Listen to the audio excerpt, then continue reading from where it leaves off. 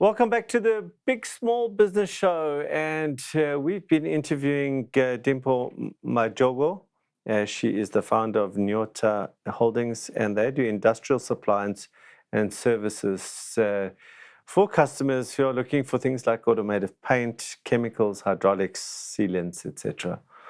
Now, before the break, I was asking a whole bunch of questions, and I think for me, Dimple was asking about cash flow, but I think cash flow is always the result of a whole bunch of other things. So I'm going to take the opportunity right now to maybe talk about everything that relates to cash flow. And I'm sure most of it you know, but I think it's important to reiterate these things.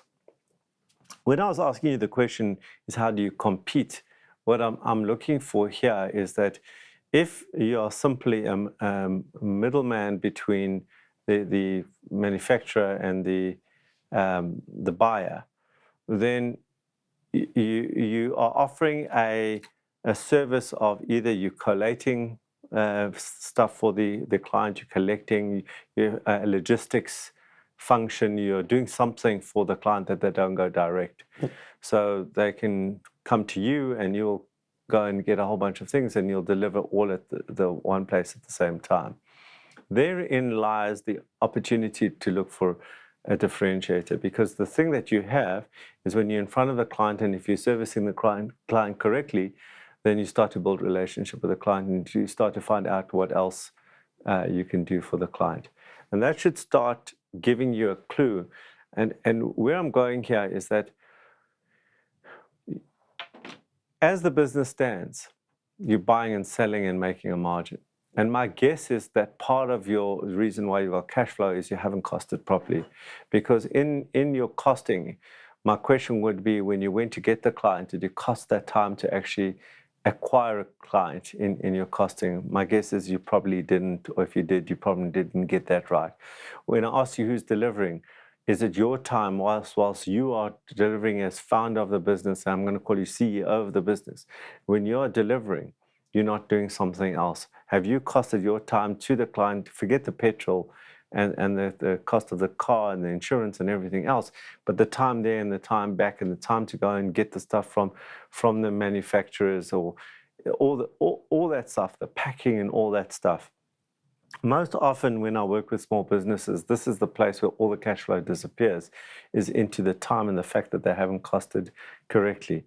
So if you haven't costed correctly, you're not charging the right margin, because you're going to say, well, I bought it for 10 Rand and I'm selling it for 15 Rand. And you're going to say, I'm making, a 50% markup, and you think that's the case, but actually you didn't buy it for 10. That was the cost of the product, but to go and fetch it and deliver it, it costs you actually 14, and you're actually making 1 Rand in that product. And then if there is a return or you made a mistake, you haven't costed for all those things. And so you do that because you want to keep your client happy, and because you do that, you're going to lose money, and then you become stressed, and then you make more mistakes, and it's just this vicious cycle downwards. So to me, that is that place of being in the middle is a very difficult place to be. So what you're looking for is, you have to see this, in my opinion, as a means to an end. And the means to an end is to build relationships with the clients and look for where else you can find value to provide them.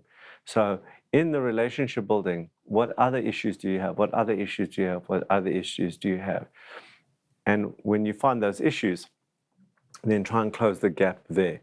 In a pure trading business at your size, you're going to find it very difficult to compete. And when you do compete, you're going to tell me the thing that I hate most is you're competing on price and you're competing on service, which means that the business will never grow beyond you. You spoke about you being in the way of the business. It'll never grow beyond you. So that's where your clue comes.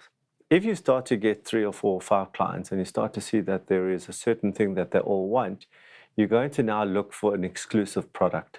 So now they've got a problem. There might be another South African manufacturer, but there might be a manufacturer elsewhere that you can get exclusivity on to bring this product in or start supplying that. And then when I say to you, what do you have that no one else has? You say, I'm the exclusive supplier of X range, or the exclusive supplier of this product, or that's where I'm at.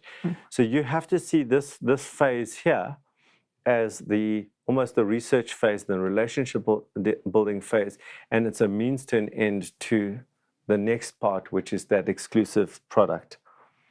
Now, coming back from a cash flow perspective, you said that you don't hold stock, and that's going to be a cash flow issue and probably an insurance issue and a whole bunch of other things. I would strongly suggest that you think differently around that and you start to build up. That's why I asked you your top 10 products. If you know that your one product is going, you sell it to many customers and you're moving it 4 or 5 times in a month, then you can go negotiate a better price to take a higher volume because you know you're going to move that. Hold it, have the holding stock there, means you don't have the up and down. You've got it there and you make a higher margin. Don't pass that margin on to your client. Okay. You're going to buy better because you're buying higher volume. You make a higher margin and your logistics issues go down. Yes, your insurance goes up. Yes, there's space and everything, but that's where I'd go. And then I would keep 1 month stock of that product. Then I'd move to the second product once I've got enough cash flow and have a second top product, and then your third and fourth and so on. So you sit with your top 10 products, which means your logistics, your time, your margin, those all go down and your margin goes up. So exclusive product and hold top 10 products. That's how you're going to help your cash flow. That's all I've got time for, Dimpa. I gave you something to think about. Yes, it did a lot. It did a lot, and it's still working towards there because when they last found me, I was working at home, and I literally just this morning signed a lease and moving out, and I've got an assistant, full-time assistant now, so it has been improved. Very brilliant. That was Dimpa from Nyota Holdings. That's it for this insert. Up next is our series around HR, but don't forget that later on in the show, I'm going to give pointers to you in our Entrepreneurial Academy around this interview. We'll be right back straight after this.